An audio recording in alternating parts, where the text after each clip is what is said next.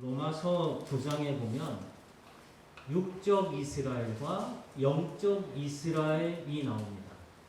육적 이스라엘은 혈통적으로 이스라엘의 후손들을 말하죠. 오늘날 유대인들을 말합니다.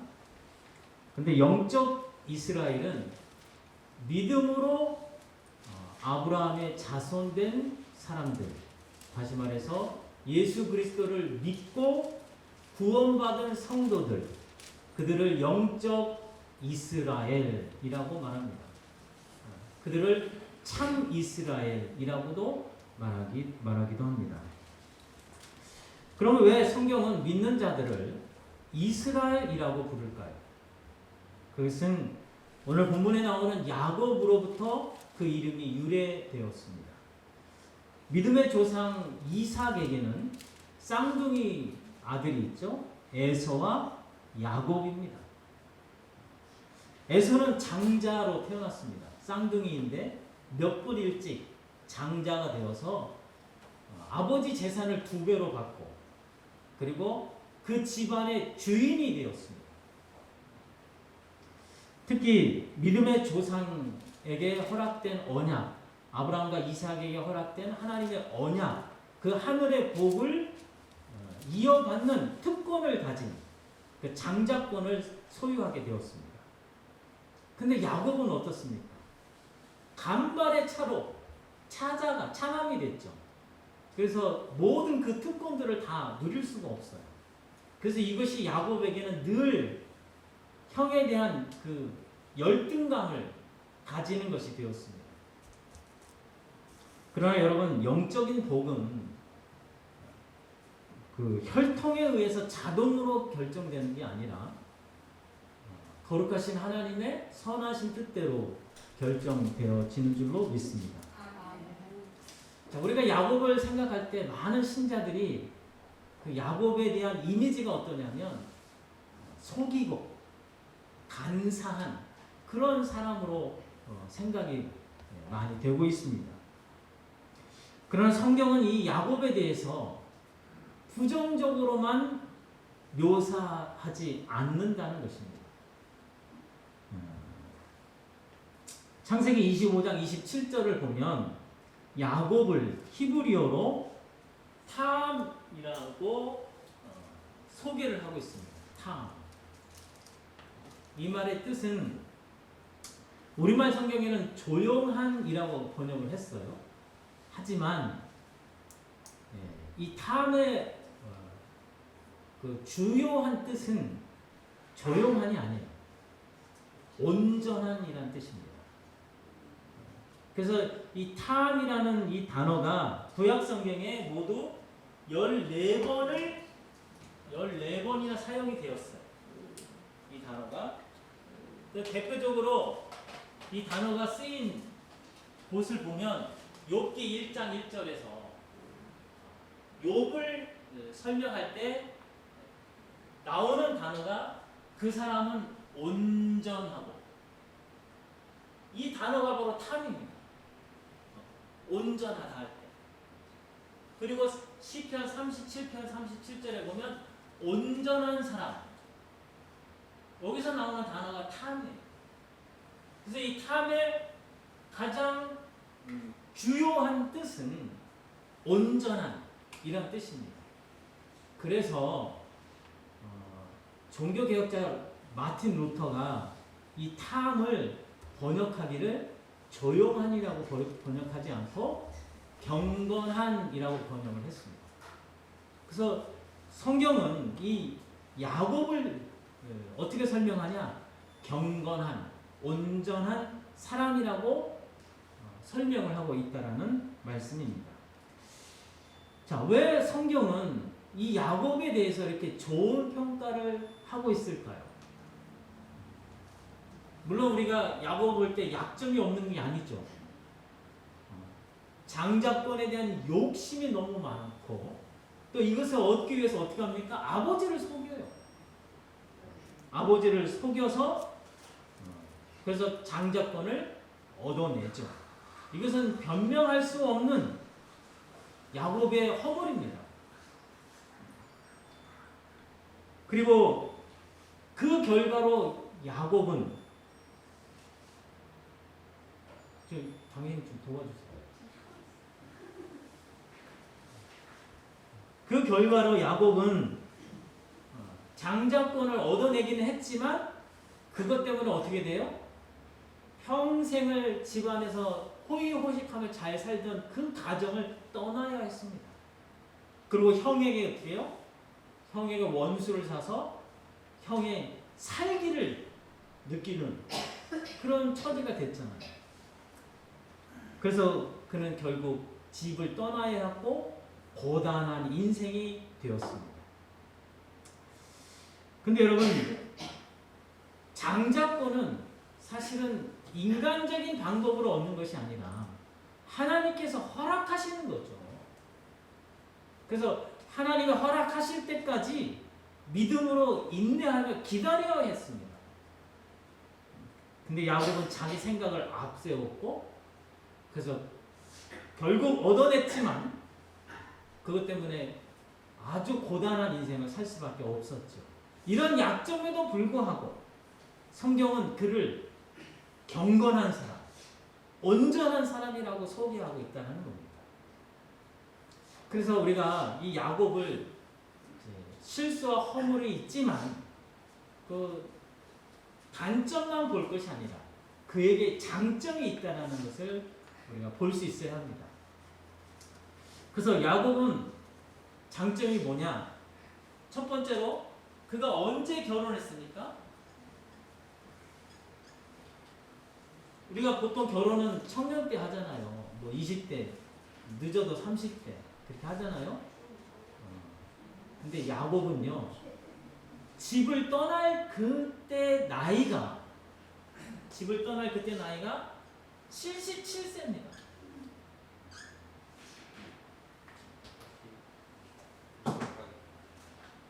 여러분, 야곱의 쌍둥이 형은 에서잖아요. 에서는 40세에 결혼했습니다. 40세. 오늘날 나이로 치면 늦은 나이지만 그 당시는 우리보다 훨씬 오래 살았어요. 그래서 40세에 결혼했다면 오늘날로 20대에 결혼한 것 같습니다. 근데 40세에 누구랑 결혼했습니까? 그 주위에 있는 가나안 여인, 그 주변에 있는 여인을 2명이나 얻어서 결혼을 했어요. 한꺼번에 했지는 않았겠죠. 한날에. 아무튼 2명의 가나안 여인을 얻었다는 겁니다.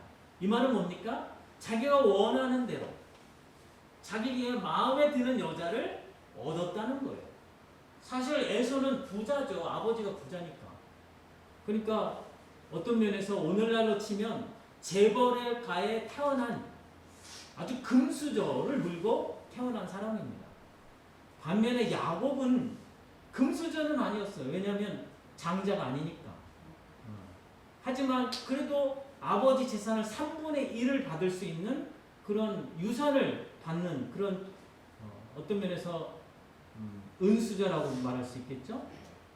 야곱도 그래서 얼마든지 그 주변에서 아리따운 여자를 이렇게 찾아서 결혼할 수 있다면 얼마든지 가능했습니다. 하지만 야곱은 결혼을 안 했어요. 안 한 게 아니라 못한 거겠죠. 왜?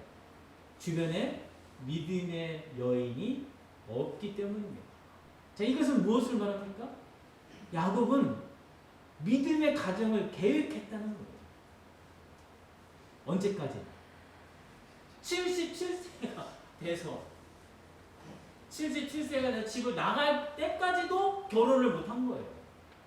그만큼 야곱은 믿음의 여인을 기다린 거죠. 근데 그 가나안 땅에서는 믿음의 여인이 없잖아요. 그러니까 기약 없는 기다림이죠. 어떤 면에서 가나안 땅에서 계속 야곱이 살았다면 결혼을 하지 못했을까? 결혼을 못했을 거라 그런 생각이 들기도 합니다. 어쨌든 야곱은 77세에 누구의 집을 향해서 갑니까? 외삼촌 라반 집에 가죠. 그 외삼촌 라반 집은 한참 떨어진 곳이잖아요. 수백 킬로 떨어진 곳이거든요. 거기서 비로소 믿음의 여자를 만나서 결혼을 합니다. 그때 나이가 84세입니다. 자, 84세에 결혼을 해요. 좀 전에 말씀드렸듯이 이 당시는 굉장히 장수였어요. 야곱의 연세가 몇 살에 죽었냐면 147세까지 살고 이제 돌아가시게 됩니다. 그러면 84세에 결혼했다면 우리 나이로 환산해서 하자면 거의 50세에 결혼한 거예요. 굉장히 늦은 나이잖아요. 저는 이것만 봐도 야곱이 신앙의 사람이구나 라고 이렇게 인정이 됩니다. 저 같은 경우는. 그렇죠? 50세가 되도록 오늘날 믿음의 여인을 기다린 거예요. 그 믿음의 여인이 없으면 결혼을 안 하는 거예요. 그렇다면 야곱이 참 믿음의 사람이구나 라고 우리는 인정해 줄 수 있다는 거죠. 두 번째는 장자권에 대한 강한 열망이 있었다는 겁니다. 장자권. 자, 장자권이 뭐라고 야곱은 이것을 열망했을까요? 장자권은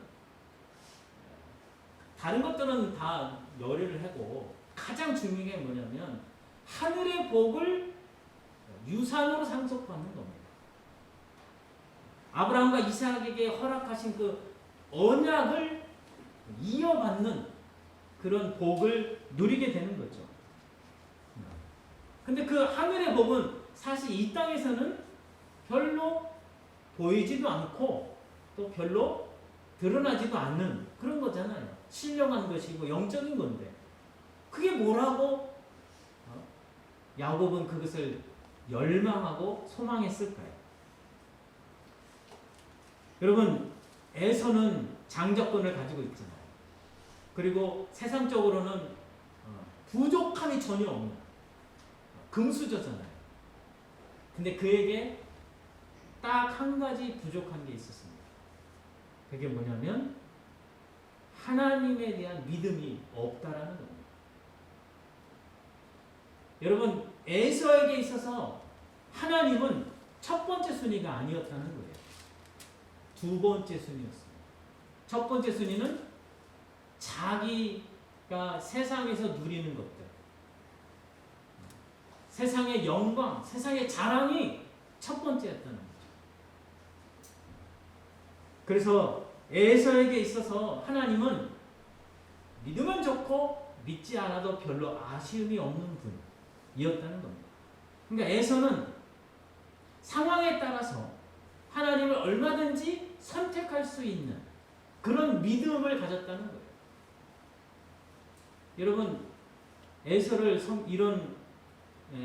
향해서 성경은 뭐라고 하냐면 망령된 자라고 합니다. 망령된. 우리 속된 말로 망령 들었다는 말을 쓰지만 여기서 그 말은 아니고 망령되었다는 것은 영적이지 못한 자라는 겁니다.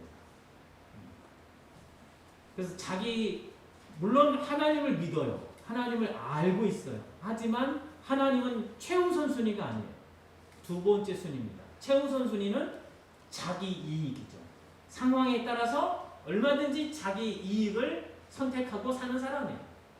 근데 평상시는 하나님을 믿는 거죠. 자, 여러분, 이것은 하나님께 큰 모독입니다. 하나님은요,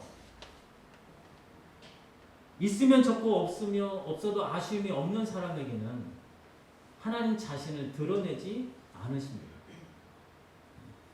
에서가 비록 세상에서는 재벌이고 많은 사람들에게 인기가 있고 또 세상 영광으로 가득한 사람이었지만 성경은 그를 망령된 자, 불경건한 사람이라고 평가하고 있다는 사실입니다. 그래서 에서가 자기가 가진 이 장자권을 누구에게 합니까? 동생에게 팥죽 한 그릇과 맞바꿔 버리잖아요. 여러분, 어느 날 야곱이 팥죽을 쓰고 있는 거예요. 그 에서는 사냥을 나갔어요. 근데 사냥에서 아무것도 못 잡고 그냥 돌아온 거죠. 그러니까 얼마나 배고프겠어요. 근데 마침 동생 야곱이 팥죽을 쓰고 있어요. 그때 에서가 들어오면서 야, 동생아, 나 팥죽 한 그릇만 달라. 그러니까 야곱은 그냥 줄 수도 있잖아요. 근데 그것을 기회로 형의 장자권을 나한테 주면 내가 한 그릇 줄게. 아니, 장자권과 팥죽 한 그릇은 비교 대상 자체가 안 되잖아요. 근데 야곱은 항상 머릿속에 내가 어떻게 하면 장자권을 가질 수 있을까? 요것만 생각하면 팥죽을 쓰는 거예요. 그러니까 형 에서가 배가 고파가지고 죽겠다고 하면서 하니까 그걸 기회로 팥죽과 장자권을 맞박는 거래를 한 겁니다. 이것을 보더라도 야곱은 항상 장자권을 열망했다는 것을 알 수 있고, 또 반면에 에서는 장자권은 소중하게 여기지 않은 거죠. 상황에 따라서 얼마든지 그냥 버릴 수도 있고 하는 그런 장자권에 대한 그 소중함을 모르는 그런 경건치 않은 사람이었다는 말씀입니다. 여러분, 그래서 성경은 이런 사람을 경건하지 않은 자라고, 망령된 자라고 말씀하고 있습니다. 반면에 야곱은 항상 어떻게 하면 하늘의 복을 누릴 수 있을까? 어떻게 하면 하늘의 복을 내가 가질 수 있을까? 그렇게 열망하는 그런 믿음이 있었다는 거죠. 그 믿음을 보고 하나님은, 성경은 야곱을 경건한, 이 온전한 사람이라고 평가하고 있다는 것입니다. 세 번째로, 야곱이 얼마나 온전한 사람이냐 하면 20년을 외삼촌 라반을 섬깁니다. 20년 동안. 그러니까 20년 동안 더부살이를 하는데, 그 20년 동안 라반을 섬기면서 월급을 받는 거죠. 오늘날로 말하면 그냥 종살이 하는 겁니다. 여러분, 라반이 누굽니까? 외삼촌이잖아요. 근데 라반은 어떤 면에서 오늘날로 말하면 기업인의 악덕업자라고 말할 수 있습니다. 그래서 이 라반은 자기가 돈을 벌기 위해서 자기 딸 두 딸을 팔아버리기로, 야곱에게 팔기로 계약을 하고, 그리고 야곱의 노동력을 착취를 했죠. 그리고 야곱에게 월급을 주는 방식을 10번이나 바꿨다고 했어요. 꼼수를 부린 거죠. 근데 야곱은 그런 악덕업자 밑에서 날마다 그 꼼수 부리며 골탕 먹이는 그 외삼촌 라반을 섬기면서 야곱은 요령피지 않았어요. 저 같으면 막 나를 못 살게 구고 갑질하고 월급도 줬다 안 줬다 하는 그런 기업 사장님을 내가 그 밑에서 일하고 있다면 막 화가 나고 일도 잘 안 하고 또 막 그럴 텐데, 야곱은 그랬지 않았다는 거예요. 성실하게. 도둑 맞은 것이 있으면 그냥 보고하면 되잖아요. 누가 와서 도둑질 해갔다. 근데 자기가 물어줬어요. 그리고 밤잠을 설쳐가면서 비바람 다 맞아가면서 그 라반의 그 양떼 무리들을 아주 성실하게 쳤다는 겁니다. 그 결과 라반을 거부로 만들어줬어요. 대단하지 않아요? 20년 동안 골탕 먹고 갑질 당하면서 억울한 일 많이 당하면서도 그렇게 열심히 일해서 라반을 거부로 만들어줬어요. 그런데 감사하게도 하나님은 야곱의 그 고생하는 모습을 보고 야곱을 더 거부가 되게 하셨습니다. 그랬더니 라반과 그의 아들들이 그 야곱을 보면서 시기가 날 수밖에 없죠. 그러니까 이제 좋은 소리가 안 나가는 거예요. 그래서 이제 야곱은 라반과 그의 아들들에게서 위협을 느끼게 되죠. 이 일을 어떻게 하나. 그때 하나님이 길을 열어주십니다. 이제 고향으로 돌아가라. 그래서 20년 만에 이제 고향으로 돌아가게 됩니다. 근데 이 고향으로 돌아가는 게 얼마나 기쁘겠습니까? 그러나 야곱은 어떻게 해요? 고향에 누가 있습니까? 원한을 가진 형 에서가 있다는 거예요. 그래서 고향에 다가갈수록 부담이 되는 거예요. 두려움이 엄습해 오는 겁니다. 그래서 이 두려움을 해결하기 위해서 형에게 선물을 좀 보내야 되겠다. 그래서 많은 그 선물을 보내잖아요. 자기가 먼저 선물을 통해서 형의 마음을 누그러뜨리고 그리고 만나겠다는 거죠. 그래서 종들을 시켜서 선물 꾸러미를 많이 먼저 보내는데 종들이 돌아오면서 뭐라고 보고합니까? 형 에서가 400명을 데리고 온다는 거예요. 여러분 400명을 왜 데리고 올까요? 40명도 아니고 400명을 데리고 온다는 것은 여차하면 야곱을 죽이겠다는 거예요. 그러니까 야곱이 그 말을 듣자마자 공포를 느끼고 더 두려움에 빠지는 거죠. 그래서 결국 어떻게 합니까? 이 야복 나루 강을 건너야 되는데 자기가 지금까지 쌓아온 재물 그 모든 것 다 건네요. 그리고 자기 아내와 자식들 다 건네요. 근데 정작 자기가 건너가야 되는데 자기만 못 건너. 자기만 못 건너가요. 그래서 홀로 남게 됩니다. 그래서 밤새도록 이제 홀로 있게 되는데 하나님이 그에게 다가오셔서 씨름을 하십니다. 근데 이 씨름이 끝나지가 않아요. 하나님이 얼마나 힘이 없으면 야곱을 하나 그걸 못 이길까요? 하나님이 힘이 없어서가 아니라 야곱이 그만큼 자아가 강했고 자기 자아를 계속 고집했고 스스로 하나님 앞에 무릎 꿇지 않았다는 거죠. 그래서 하나님은 어떻게 해요? 날이 새려고 하니까 여러분 날이 새면 하나님의 얼굴을 대면해야 되잖아요. 야곱이. 그럼 야곱은 죽게 됩니다. 죄인이 하나님을 대면하면 그 자리에서 죽는 게 구약의 법이잖아요. 그래서 하나님이 날이 새기 전에 이제 가셔야 되니까 떠나려고 하는데 이 싸움은 안 끝나잖아요. 그래서 하나님이 어쩔 수 없이 야곱의 허벅지 관절을 치십니다. 근데 치셨다 할 때 뭐 그냥 죽도록 한 건 아니에요. 그 단어를 보면 하나님이 절제하셔서 치신 겁니다. 그래서 그 허벅지 관절 뼈가 부러져요. 그래서 이렇게 어떻게 해요? 절게 되죠. 힘이 없게 되죠. 그래서 그 순간 야곱이 하나님을 붙들며 울면서 간구합니다. 나를 축복해 주십시오. 그러지 않으면 하나님 가게 하지 않겠습니다. 그게 울면서 간구해요. 그때 하나님이 묻습니다. 내 이름이 뭐냐? 하나님이 몰라서 묻는 게 아니잖아요. 야곱입니다. 이제 내 이름을 야곱이라 부를 것이 아니라 이스라엘이라고 부를 것이다. 그 이유는 네가 하나님과 및 사람들과 겨루어 이겼기 때문이다. 이렇게 그의 이름을 바꿔주십니다. 여러분 우리 32장 28절 한번 같이 읽겠습니다. 시작.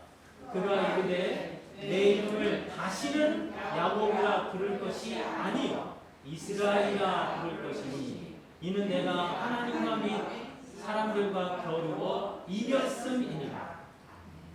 이스라엘의 이름의 뜻은 이겼다는 뜻입니다. 누구를 이겨요? 하나님과 및 사람들과 겨루어 이겼다는 거예요. 여기서 이긴 자라는 단어가 나오는 겁니다. 여러분 계시록 2장과 3장에 보면 교회를 향해서 하나님이 말씀하셔요. 각 교회, 7교회 이미 믿는 자들이잖아요. 그 교회를 향해서 이긴 자가 되라고 말씀하십니다. 이긴 자가 되어야만 천국의 복을 누린다는 거거든요. 여러분 바로 야곱이 하나님과의 씨름에서 이겼다는 겁니다. 그래서 여기서 말하는 이겼다는 이스라엘의 이름은 곧 뭐냐? 옛사람이 변하여 새사람이 되었다는 의미입니다. 다시 말해서 오늘날 우리말로는 그리스도인이 됐다는 거예요. 그리스도인.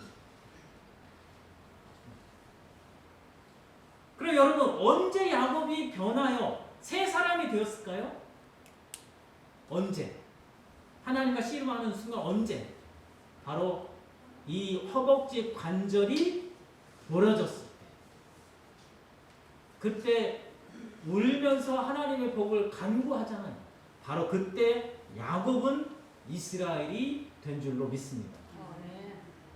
여러분 그러면 왜 하필 하나님은 눈을 친 것도 아니고 다리를 친 것도 아니고 팔을 친 것도 아니고 허벅지 관절 뼈를 쳤을까? 그 당시에 여러분 이건 이제 이스라엘 이제 문화죠. 그 당시에 허벅지 관절은 인간의 힘의 근원을 상징하는 것입니다. 바로 여기로부터 인간이 살아갈 수 있는 힘이 나온다고 믿었다는 거죠. 다시 말해서 이 허벅지 관절 뼈는 인간의 자아를 상징하는 것입니다. 인간의 자아. 바로 인간의 자아를 상징하는 그 허벅지 관절이 깨지면서부터 야곱은 변하여 새 사람, 하나님을 믿는 성도가 되었다는 말씀입니다. 여러분, 그러면 이제 우리가 하나님과 겨루어 씨름을 해야만 이스라엘이 된다라는 거잖아요. 그럼 우리가 어떻게 하나님과 씨름할 수 있겠습니까? 삿발을 잡는 것도 아니고. 어떻게 하면 하나님과 씨름해서 우리가 우리 옛사람은 죽고 새 사람으로 다시 태어나고 그래서 하나님을 믿는 거룩한 백성이 될 수 있겠느냐 하는 거죠. 그것은 바로 하나님의 말씀을 붙들고 씨름하는 것인 줄로 믿습니다. 하나님은 안 보이잖아요. 그분을 어떻게 붙잡고 씨름합니까? 바로 하나님이 우리에게 주신 이 말씀을 부여잡고 씨름하는 거예요. 그럼 씨름하면 말씀을 부여잡고 씨름을 어떻게 합니까? 말씀을 붙들고 말씀을 묵상하고 이 말씀으로 내가 변화되기까지 씨름해야 하는 겁니다. 그러면 어떻게 해야 말씀을 붙들고 묵상하고 변화되기까지 씨름할 수 있을까요? 그것이 바로 기도입니다. 여러분 기도라는 게 뭐냐면 내가 소원하는 걸 하나님께 아뢰는 것이라고 우리는 흔히 알고 있잖아요. 그것도 기도의 뜻에 조금 들어가 있어요. 아주 일부. 하지만 기도의 본질적인 것은 하나님의 뜻을 아는 데 있는 줄로 믿습니다. 그러니까 내 뜻을 아뢰는 것도 기도지만 하나님의 뜻을 듣는 것도 기도입니다. 그분의 뜻을 듣고 그래서 그분의 뜻이 우리 안에 임하면 우리 안에 뭐가 생깁니까? 갈등이 생겨요.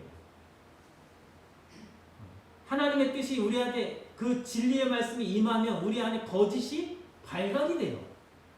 그분의 말씀은 영이기 때문에 그분의 말씀이 우리 안에 임하면 육의 어떤 정욕들이 이제 발각이 되고 그래서 하나님의 영의 말씀과 우리의 육의 소욕이 전쟁을 하게 됩니다. 그것이 갈라디아서 5장 16절로 17절 말씀입니다. 우리 함께 읽겠습니다. 시작. 너희는 성령을 따라 행하라. 왜냐하면 육체의 욕심을 이루지 아니하리라. 육체의 소욕은 성령을 거스르고 성령은 육체를 거스르나니 이 둘이 서로 대적함으로 너희가 원하는 것을 하지 못하게 하려 함이라.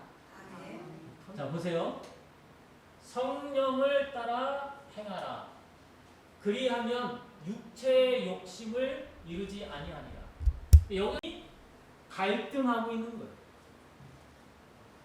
그래서 육체의 소욕은 성령을 거스리고 성령은 육체를 거스린다는 거죠. 그래서 이 둘이 지금 대적하고 있어요. 서로. 그러니까 우리 안에 하나님 말씀이 임하면 반드시 갈등이 있을 수밖에 없다는 겁니다. 그래서 갈등이 없다면 어떤 사람일까요? 갈등이 없으면 온전하게 하나님 말씀에 순종하든가 아니면 온전하게 자기 욕망대로 사는 사람. 하나님 말씀을 듣기는 해. 그냥 근데 무시하고 내 뜻대로 사는 거예요. 여러분,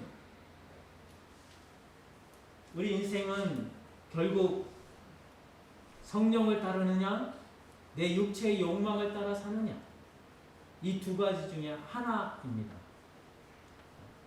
그래서 하나님은 우리에게 성령을 따라 행하라고 명령하십니다.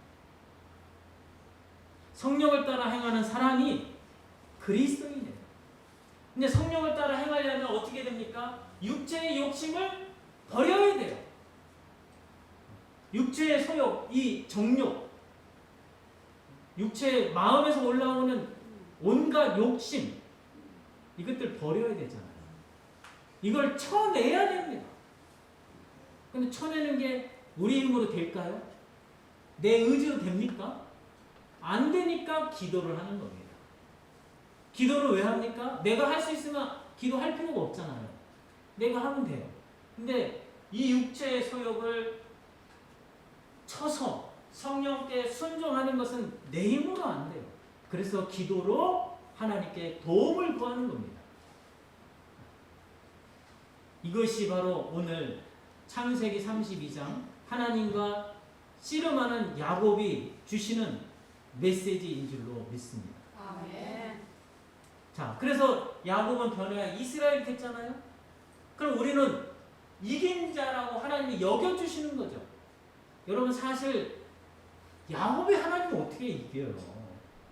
힘으로나 지혜로나 이길 수가 없죠. 근데 하나님은 어떻게 야곱을 이긴 자로 여겨주시잖아요. 언제? 자아가 깨졌을 때. 자아가 깨져서 더 이상 자기를 고집하지 못하고 하나님의 복을 구하는 자, 그런 사람을 하나님은 네가 이겼다 하고 여겨주시는 거예요. 마찬가지로 우리가 성령 하나님을 따를 때 육체의 소욕이 막 올라오잖아요. 그래 갈등이 일어나잖아요. 이때 하나님께 기도하는 거예요. 하나님 말씀대로 살 수 있도록 도와주세요. 하나님의 성령의 인도하심에 순종할 수 있도록 도와주세요. 그래서 이 말씀이 나를 주장하고 이 말씀이 나를 고치고 이 말씀으로 인해 내가 변화될 때 하나님은 나를 보시고 네가 이겼다. 너는 이스라엘이다. 너는 이겼다 하고 인정해 주시는 줄로 믿습니다. 아멘. 그 사람이 성도입니다.